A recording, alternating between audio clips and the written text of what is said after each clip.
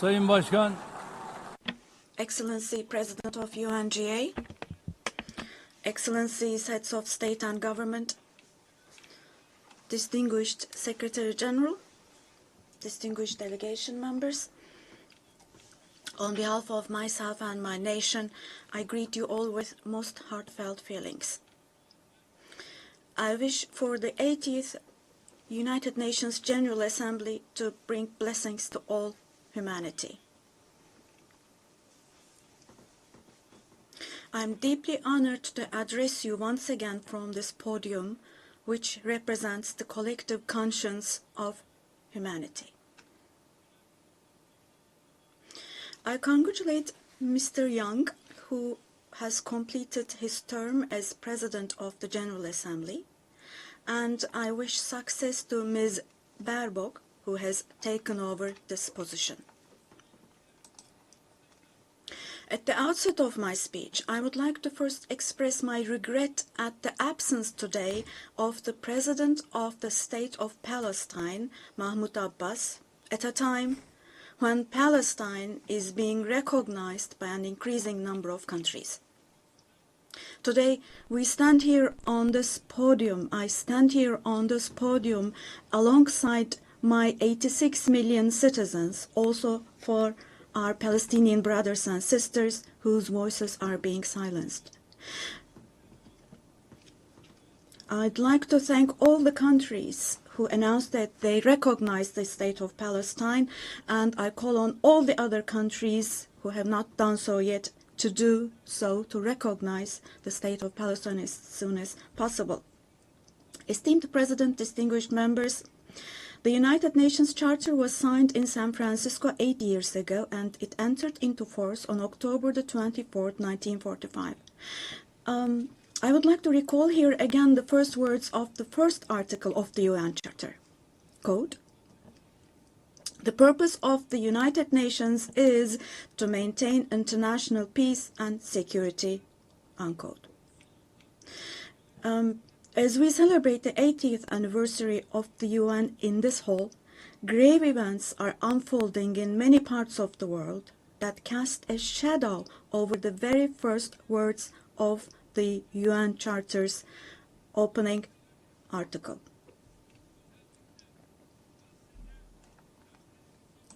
Particularly in Gaza, right before our very eyes, genocide has been going on for over 700 days now.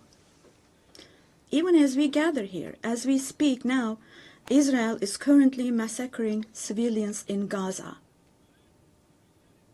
The number of civilian casualties in Gaza has surpassed 65,000.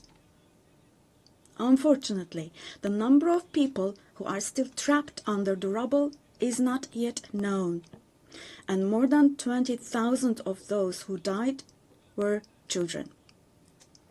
For the last 23 months, a child has been murdered by Israel in Gaza every hour. Yes, every hour. These are not just figures, dear friends. All of these, each one of these is a person, a human being, innocent people. People are now being killed not with weapons, but with the weapon of starvation.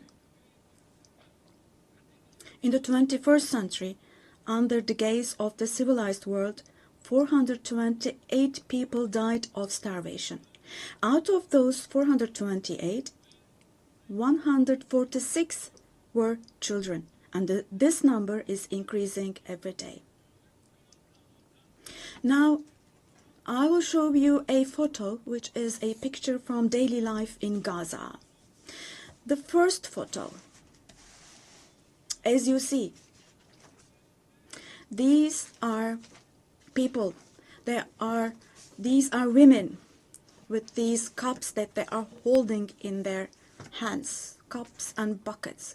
Just feel your conscience and answer the following question. Can we possibly have a reasonable reason for this brutality in 2025?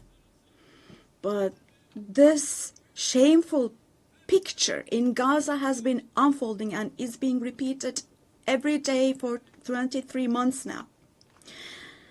And there are 2.5 million Gazans who live in 365 square kilometers. And every day what happens is they are being dragged from one place to another. The healthcare infrastructure of Gaza is completely collapsed. Doctors have been killed, or they have disappeared while under custody. Ambulances have been hit. Hospitals targeted and destroyed. Treatment is not possible. Surgery is not possible. It's not possible to find medications. Now, dear friends, now as Tayyip Erdoğan, with a heavy heart, with my heart bleeding here, I'm telling you, innocent little ones, just 2 or 3 years old, without hands, arms, or legs, have become, unfortunately, a common sight to see in Gaza.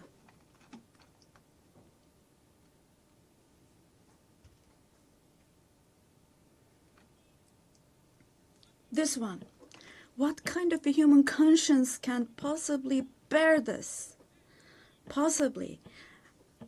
How can one stay silent vis-a-vis this? In a world where children are dying of starvation and lack of medication, can we possibly have calm and peace? We all are parents. We have children or grandchildren who we dearly cherish. Here, say in America or in Europe, anywhere in the world, when a small rose thorn hurts a child's hand, the hearts of parents break. But in Gaza, children's hands, arms, and legs are being amputated without anesthesia. Now, I'm extremely sorry to say, but this represents the lowest point of humanity. Human history has not witnessed such bloodshed within the last century.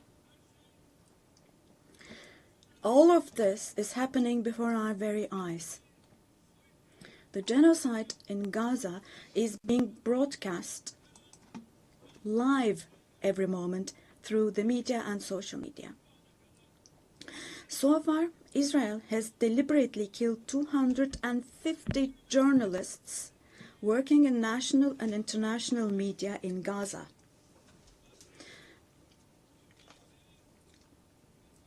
And they have closed all the entrance into Gaza, but they still have not been able to cover up the genocide. I wholeheartedly support Secretary General Guterres because he consistently draws attention to the ongoing genocide in Palestinian territories, and I would like to once again congratulate him for his courage.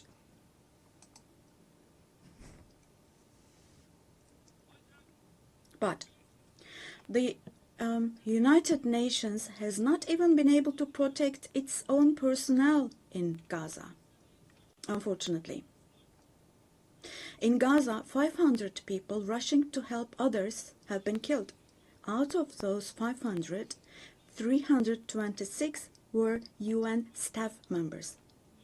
Esteemed President, distinguished members, now, genocide, like the Holocaust, is a shameful concept which refers to the mass extermination of people. It's a barbaric concept. But today, it's not only people who are being killed in Gaza, mind you. Animals are being targeted and killed in Gaza. In Gaza, agricultural land, gardens, trees, grass, century-old olive trees are being destroyed. In Gaza, water supplies are being destroyed and polluted. Buildings, homes, libraries, hospitals, schools, mosques, churches, and historical structures in Gaza are being deliberately destroyed. The soil of Gaza is being rendered useless for humans, for animals, and for plants. So, Now, let me show you yet another photo. And let me ask you here. Look at this photo. What could this photo here possibly have to do with security concerns? This is being against life, don't you think? Let me state this openly from this podium. There is no war in Gaza. We cannot possibly talk about the presence of two sides in Gaza. Because in Gaza, on one side, there is a regular army with the most modern, most lethal weapons, and on the other hand, there are innocent civilians, innocent children. This is not fight against terrorism. This is an occupation, deportation, exile, genocide, and life destruction, mass destruction policy carried out by invoking the events of October the 7th. Today, while Gaza is being destroyed under the pretext of Hamas, concurrently, simultaneously, the West Bank, where Hamas is not in power, is also being occupied step by step, and innocent civilians are being massacred through executions. Moreover, Israel is not limiting itself to Gaza and the West Bank only. By launching attacks on Syria, on Iran, Yemen, and Lebanon, Israel is also threatening regional peace. Just recently, an Israeli attack took place against a delegation meeting in Qatar for ceasefire negotiations. The attack on Qatar has also shown that the Israeli leadership is now completely out of control. Netanyahu is not obviously interested in forging peace or releasing the hostages. Not only Israel's neighbors, but all countries in the Middle East are subject to the Israeli government's reckless threats. And we must realize the following. Due to the increasing aggression of Israel, in Europe and the West in general, the values that emerged after the Second World War have been eroded.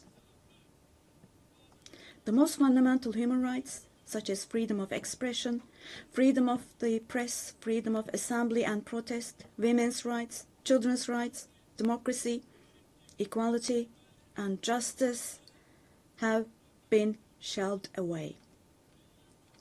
At this point, we all have to see the following truth, my dear friends. The Israeli government, driven by an obsession with the promised lands, is openly threatening regional peace and the shared values of humanity.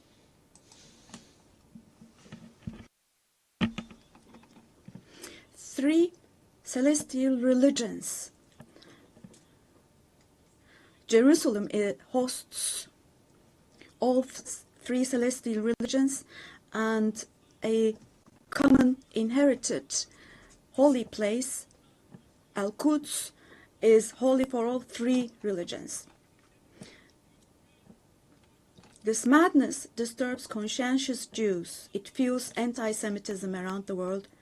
We cannot continue with this madness anymore.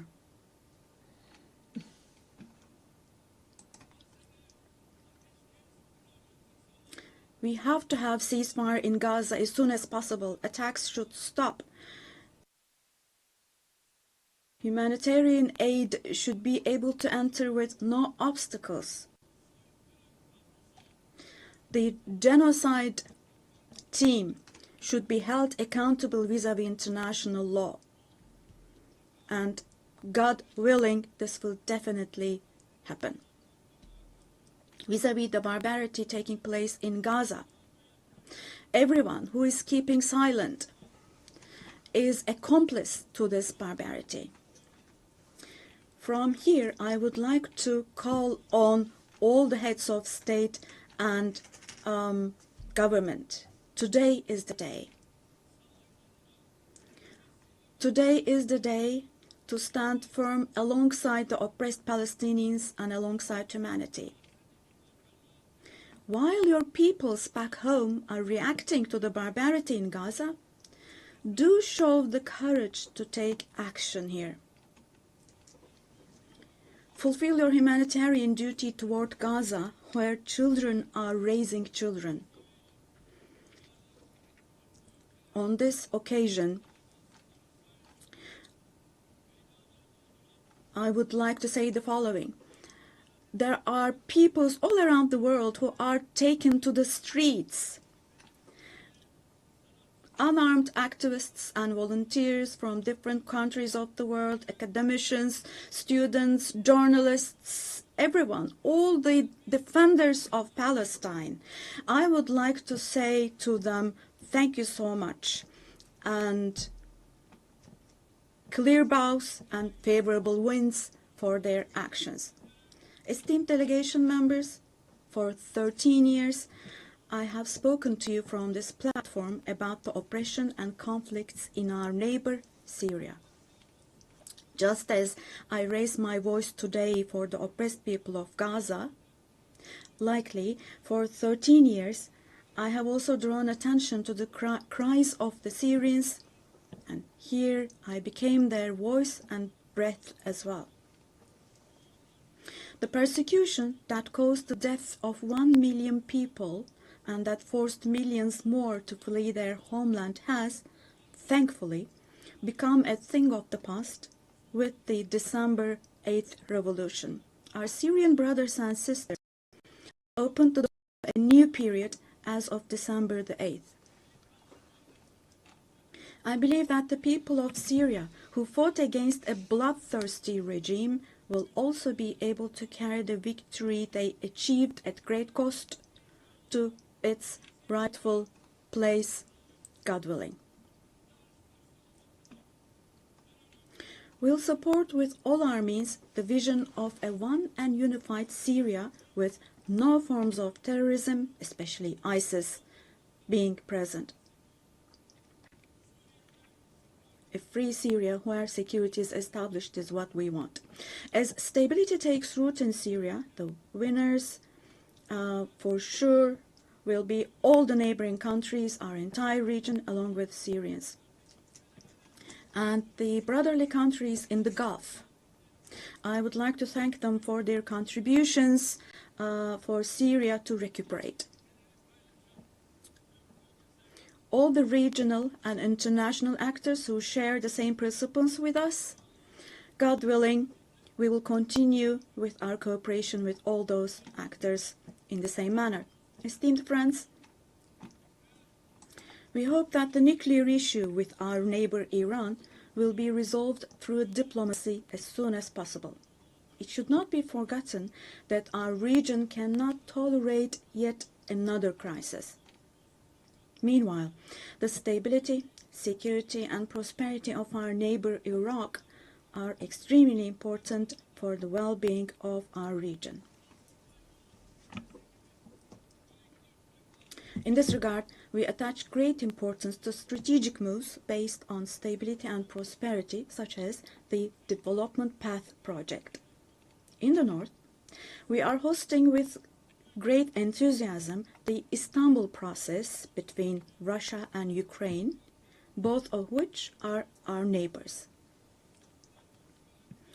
Through direct talks, we facilitated the exchange of several prisoners and corpses, and we worked to identify the modalities of peace negotiations between the parties. Don't forget,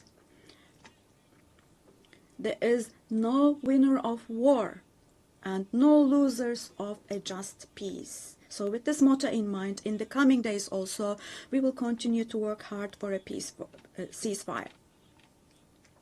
Meanwhile, we have encouraged the parties from the very beginning to establish peace between Azerbaijan and Armenia. We are pleased that steps were taken on August the 8th, steps that will enable the establishment of lasting peace between the two countries. I would like to once again congratulate the President of Azerbaijan, Ilham Aliyev, the Prime Minister of Armenia, Nikol Pashinyan, and the American President Donald Trump who contributed to this process, and I would like to congratulate them. On this occasion, I would also like to state that the normalization process between our country and Armenia is progressing as planned. Within the scope of the Ankara process, which is another of our mediation activities, we continue our efforts to resolve the conflict between Somalia and Ethiopia. I hope that the parties will successfully conclude this genuine initiative as soon as possible. Distinguished delegation members, we have been implementing the Montreux Convention, which guarantees security in the Black Sea. And we have been implementing this convention impartially and to the letter for exactly 89 years now. We want to see the Aegean Sea and the Eastern Mediterranean as a basin of stability and prosperity where the legitimate interests of all parties involved are respected. We are ready for constructive cooperation on all issues, particularly on energy and the environment, and we expect the same approach from our neighbors. On this occasion, I would like to particularly underline that projects which exclude Turkey and the Turkish Republic of Northern Cyprus in the Eastern Mediterranean, such projects which exclude us will not be successful. Turkey has rights and authority in the western part of the island of Cyprus, while the Turkish Cypriots have legitimate rights in the areas surrounding the island. An Eastern Mediterranean Conference, which we have proposed before, would contribute to finding common ground. Resolving the Cyprus issue has been tried many times before, but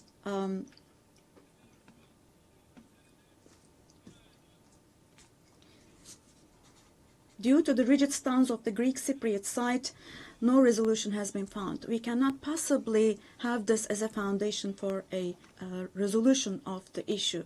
There are two separate states and two separate peoples on the island of Cyprus. Turkish Cypriots are equal owners of the island, and they will not accept being a minority. The international community must put an end to the unfair and inhumane isolation that the Turkish Cypriots have been subjected to for half a century now. I reiterate the call I made at the last 3 UN General Assemblies. Let me repeat. I call on the international community to recognize the Turkish Republic of Northern Cyprus and to establish diplomatic, political, and economic relations with it. Esteemed President,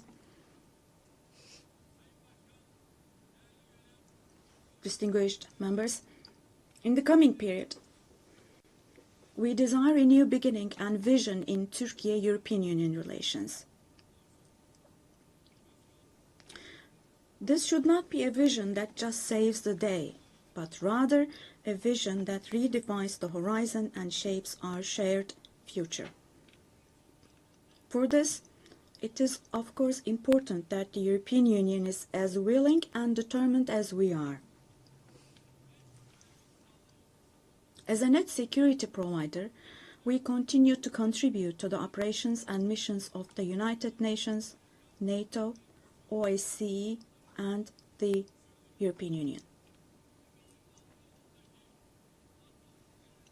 The annual NATO summit next year will be held in Turkey, in Ankara.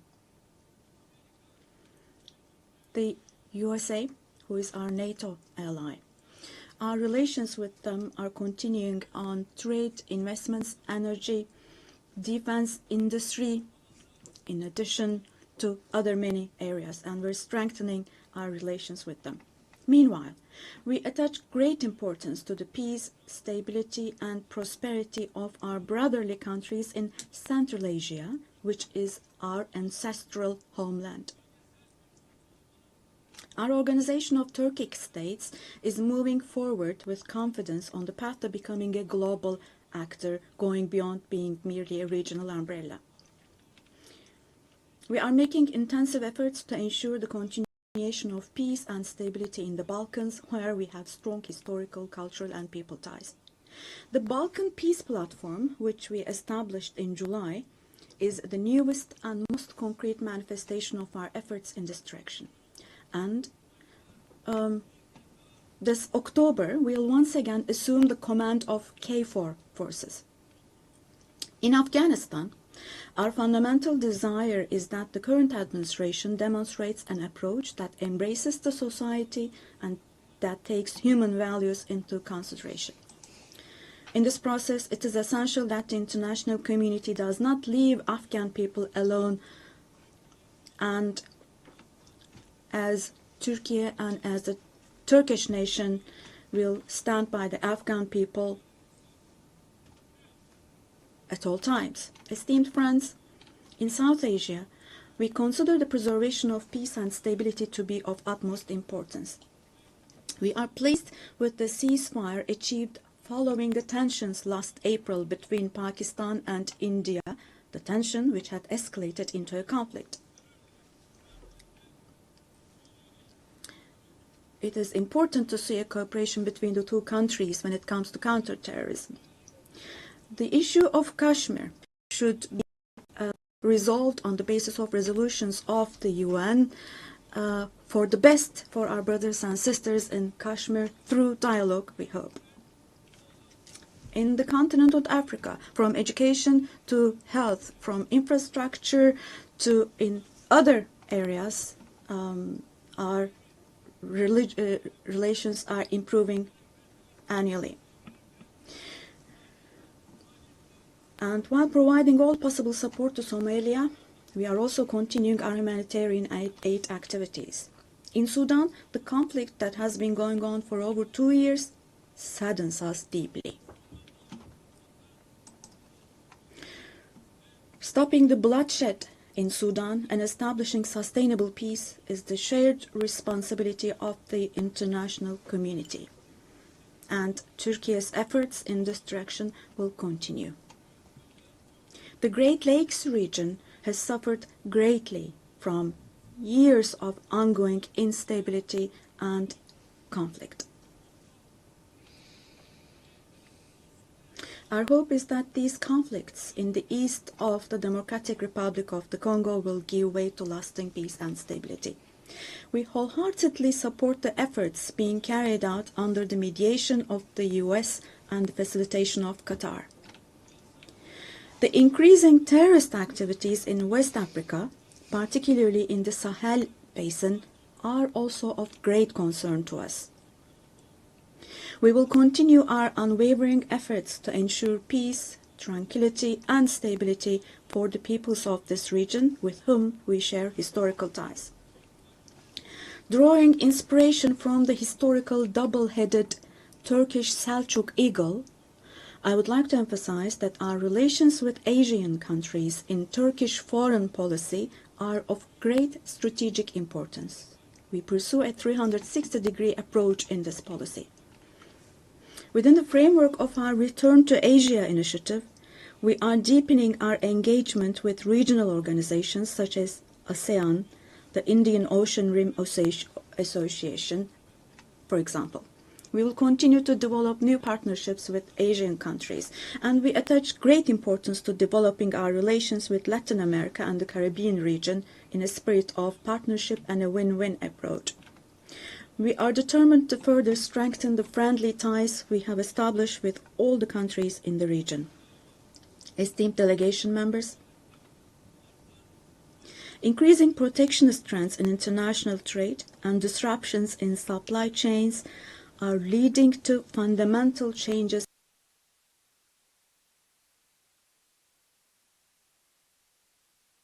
in the global economy. To successfully address current challenges, we support the reform of rules-based international trade, including the World Trade Organization. I believe access to affordable, safe, and sustainable energy is essential, particularly for developing countries, to be able to achieve their development goals.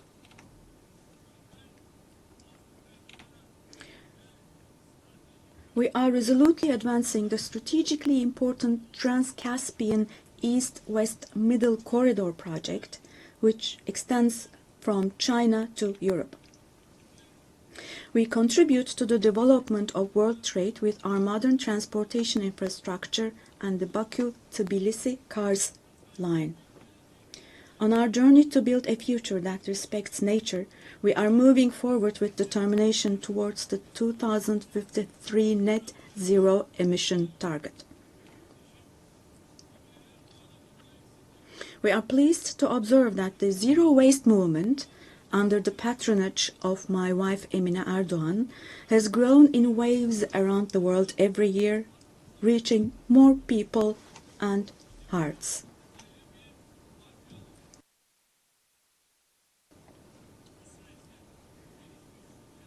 In this process, it is no longer a choice for developed countries to fulfill their responsibilities. It has now become an obligation for them. As one of the countries providing the most development aid in the world, we are striving to achieve the UN Sustainable Development Goals.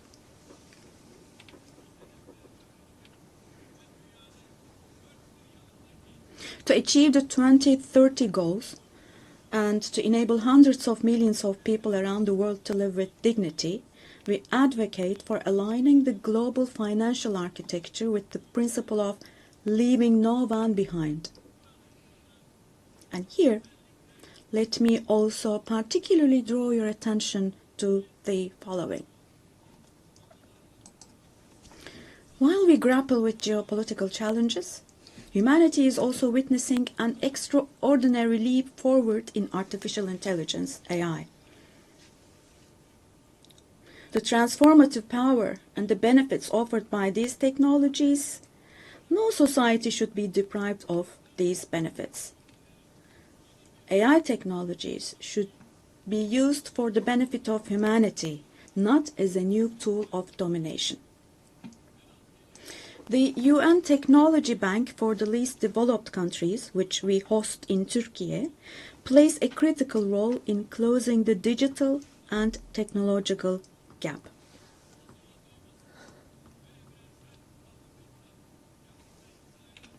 We have prepared a children's rights convention in the digital world, and we will soon open this up for ratification. I'm sure this will create a lot of awareness in this area, and we expect your support for this.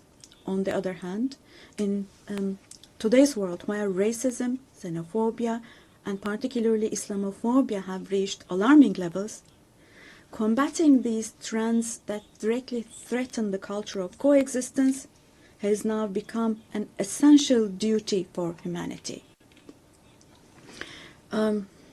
It is significant that Mr. Moratinos, High Representative of the Alliance of Civilizations, has also been appointed as the UN Secretary General's Special Envoy on combating Islamophobia.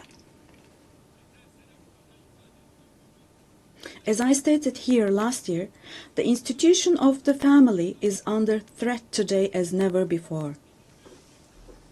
Defending the family, consisting of a woman and a man, means defending humanity, defending nature, life, and the future. Turkey will continue to defend the family in the face of ever-increasing attacks. Distinguished delegation members,